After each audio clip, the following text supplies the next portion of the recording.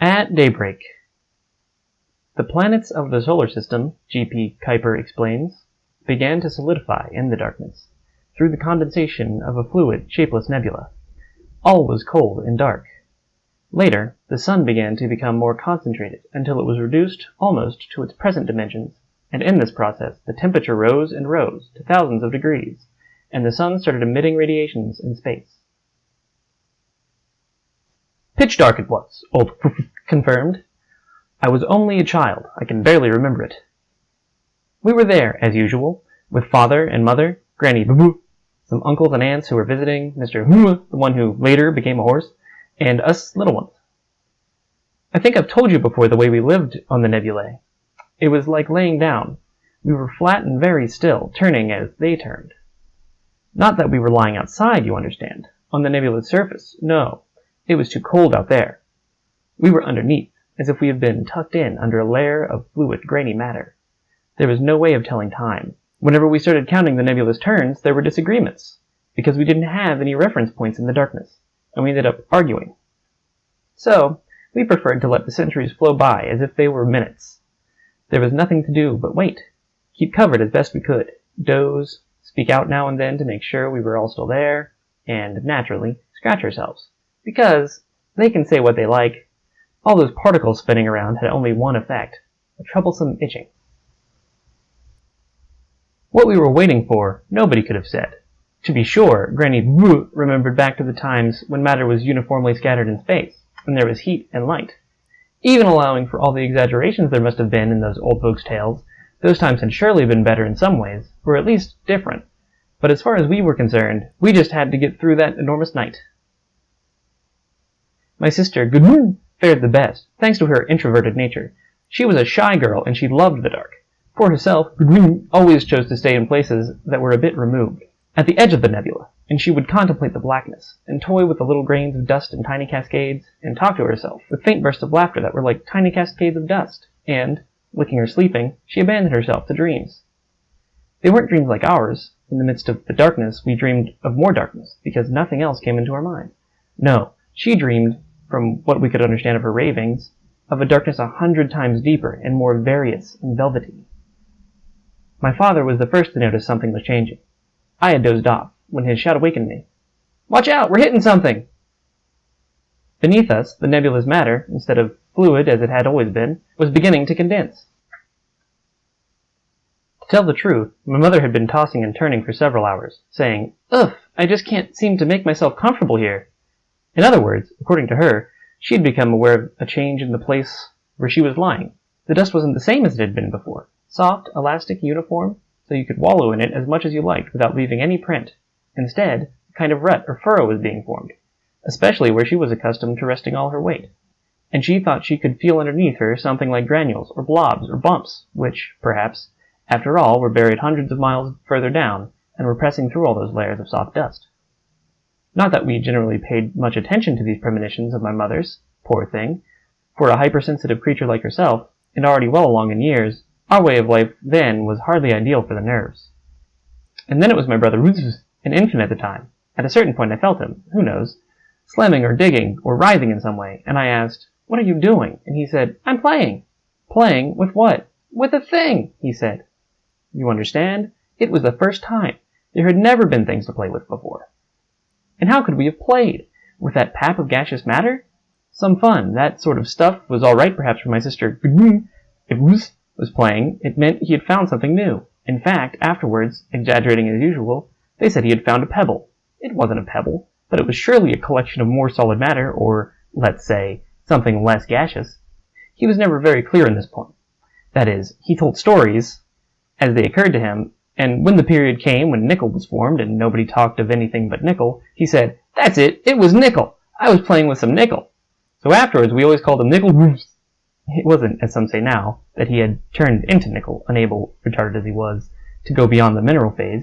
It was a different thing altogether, and I only mention this out of love for truth, not because he was my brother. He had always been a bit backward.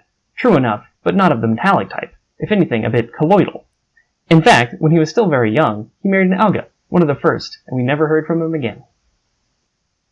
In short, it seemed everything had felt something, except me. Maybe it's because I'm absent-minded.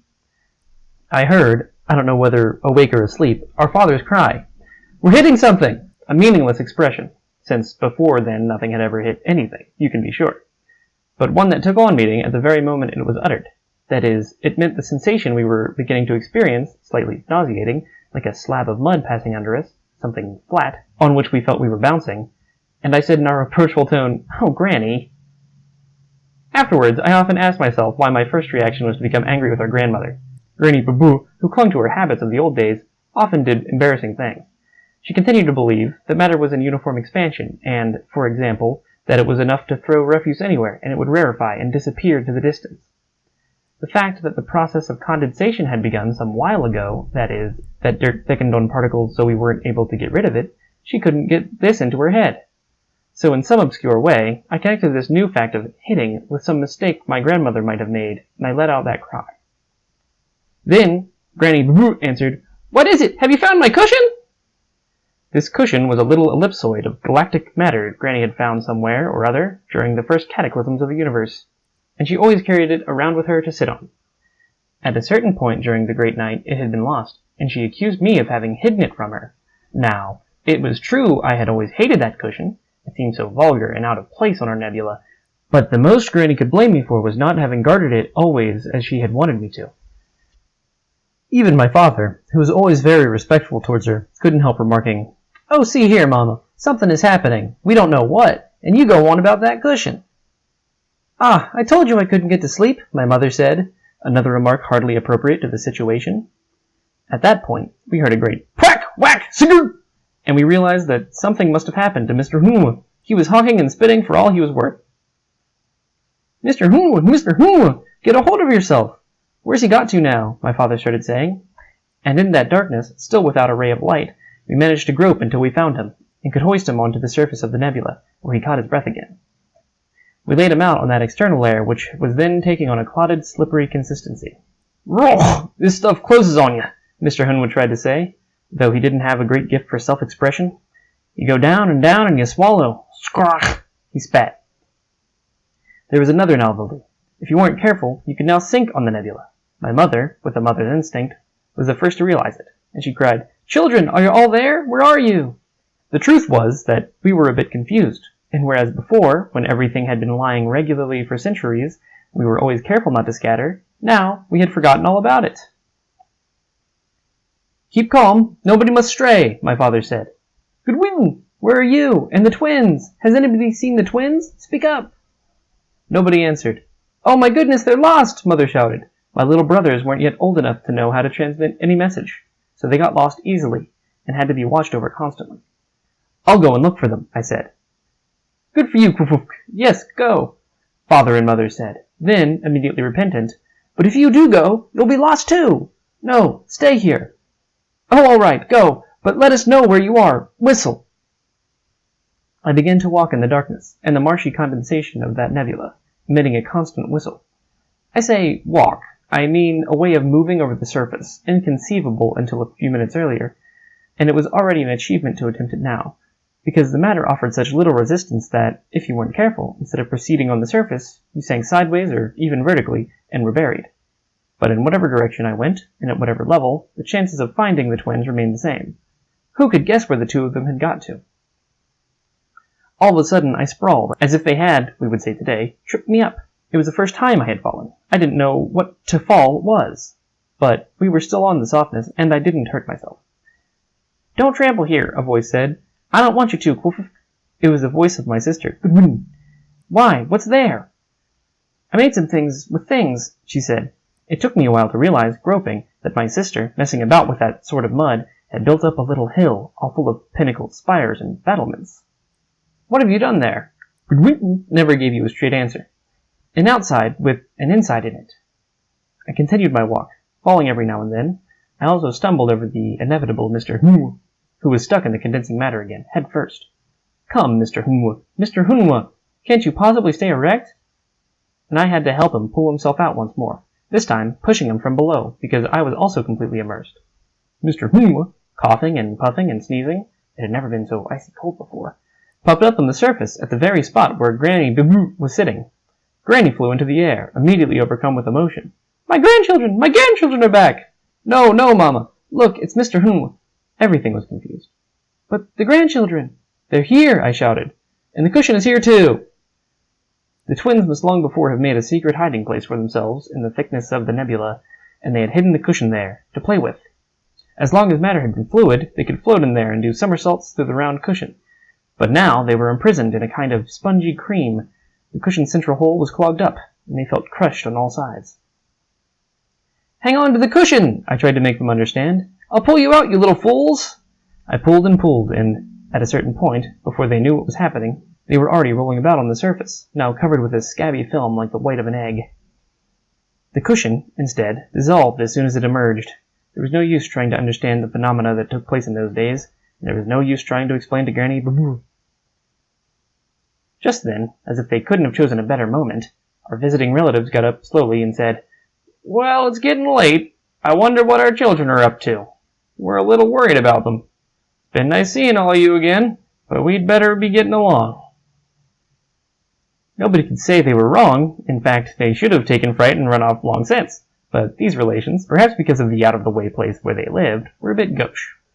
Perhaps they had been on pins and needles all this time, and hadn't dared to say so. My father said, Well, if you want to go, I won't try to keep you. But think it over. Maybe it would be wiser to stay until the situation's cleared up a bit, because as things stand now, you don't know what sort of risk you might be running. Good, common sense, in short. But they insisted. No, thanks all the same. It's been a really nice get-together, but we won't intrude on you any longer. And more nonsense of that sort. In other words, we may not have understood very much of the situation, but they had no notion of it at all. There were 3 of them, an aunt and 2 uncles, all 3 very tall and practically identical. We never really understood which uncle was the husband and which the brother, or exactly how they were related to us. In those days, there were many things that were left vague.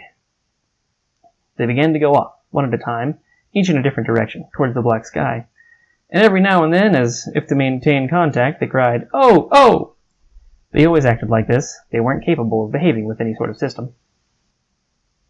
They had hardly left when their cries of, Oh, oh! could be heard from very distant points, though they ought to have been still only a few paces away. And we could also hear some exclamations of theirs, whose meaning we couldn't understand. Why, it's hollow here! You can't get past this spot! Then why don't you come here? Where are you? Jump! Fine, and what do I jump over? Oh, but now we're heading back again. In other words, everything was incomprehensible, except the fact that some enormous distances were stretching out between us and those relatives. It was our aunt, the last to leave, whose yells made the most sense. Here I am, all alone, stuck on top of a piece of this stuff that's come loose. And the voices of the 2 uncles, weak now in the distance, repeated, Fool, fool, fool. We were peering into this darkness, crisscrossed with voices, when the change took place. The only real great change I've ever happened to witness. And compared to it, the rest is nothing. I mean this thing that began at the horizon, this vibration, which didn't resemble those we had called sounds, or those now called the hitting vibrations, or any others, a kind of eruption. Distant surely, and yet, at the same time, it made what was close come closer. In other words, all the darkness was suddenly dark in contrast with something else that wasn't darkness, namely, light. As soon as we could make a more careful analysis of the situation, it turned out that, first, the sky was dark as before, but was beginning to be not so dark. Second, the surface where we were was all bumpy and crusty, and ice so dirty it was revolting, which was rapidly dissolving because the temperature was rising at full speed. And third, there was what we would later have called a source of light, that is, a mass that was becoming incandescent, separated from us by an enormous empty space, and it seemed to be trying out all the colors one by one, in iridescent fits and starts.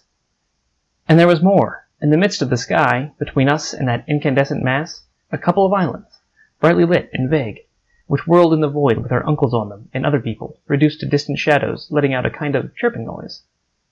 So the better part was done. The heart of the nebula, contracting, had developed warmth and light, and now there was the sun. All the rest went on revolving nearby, divided and clotted into various pieces, Mercury, Venus, the Earth, and others further on. And whoever was on them stayed where he was, and above all, it was deathly hot. We stood there, open-mouthed, erect, except for Mr. Who was on all fours, to be on the safe side. And my grandmother, how she laughed! As I said before, Granny Baboo dated from the age of diffused luminosity, and all through this dark time she kept saying that any minute things would go back the way they had been in the old days. Now her moment seemed to have come. For a while she tried to act casual, the sort of person who accepts anything that happens as perfectly natural. Then, seeing we paid her no attention, she started laughing and calling us, "Bunch of ignorant lounts! Know-nothings!" She wasn't speaking quite in good faith, however, unless her memory by then had begun to fail her. My father, understanding what little he did, said to her, prudently as always, "Mama, I know what you mean, but really, this seems quite a different phenomenon." And he pointed to the terrain. "Look down!" he exclaimed. We lowered our eyes. The earth which supported us was still a gelatinous, diaphanous mass, growing more and more firm and opaque, beginning from the center, where a kind of yolk was thickening, but still our eyes managed to penetrate through it, illuminated as it was by that first sun. And in the midst of this kind of transparent bubble, we saw a shadow moving, as if swimming and flying. And our mother said, "Daughter!" We all recognized Gudwin. Frightened perhaps by the sun's catching fire, following a reaction of her shy spirit, she had sunk into the condensing matter of the earth. And now she was trying to clear a path for herself in the depths of the planet, and she looked like a gold and silver butterfly as she passed into a zone that was still illuminated and diaphanous, or vanished into the sphere of shadow that was growing wider and wider. "Gudwin! Gudwin!" we shouted, and flung ourselves on the ground, also trying to clear a way to reach her. But the earth's surface now was coagulating more and more into a porous husk, and my brother, Rwzfs, who had managed to stick his head into a fissure, was almost strangled. Then she was seen no more. The solid zone now occupied the whole central part of the planet. My sister had remained in there, and I never found out whether she had stayed buried in those depths, or whether she had reached safety on the other side until I met her, much later, at Canberra in 1912, married to a certain Sullivan, a retired railwayman, so changed I had hardly recognized her. We got up. Mr. Hum and Granny were in front of us, crying, surrounded by pale blue and gold flames. "Rwzfs, why have you set fire to Granny?" Father began to scold, but, turning toward my brother, he saw that Rwzfs was also developed in flames, and so was my father, and my mother too, and I. We were all burning in the fire, or rather, we weren't burning, we were immersed in it, as in a dazzling forest. The flames shot high over the whole surface of the planet, a fiery air in which we could run and float and fly, and we were gripped by a new kind of joy. The sun's radiations were burning the envelopes of the planets, made of helium and hydrogen. In the sky, where our uncles and aunt were, fiery globes spun, dragging after them long beards of gold and turquoise, as a comet dragged its tail. The darkness came back. By now, we were sure that everything that could possibly happen had happened. And, "Yes, this is the end," grandmother said. "Mind what us old folks say." Instead, the earth had merely made one of its turns. It was night. Everything was just beginning.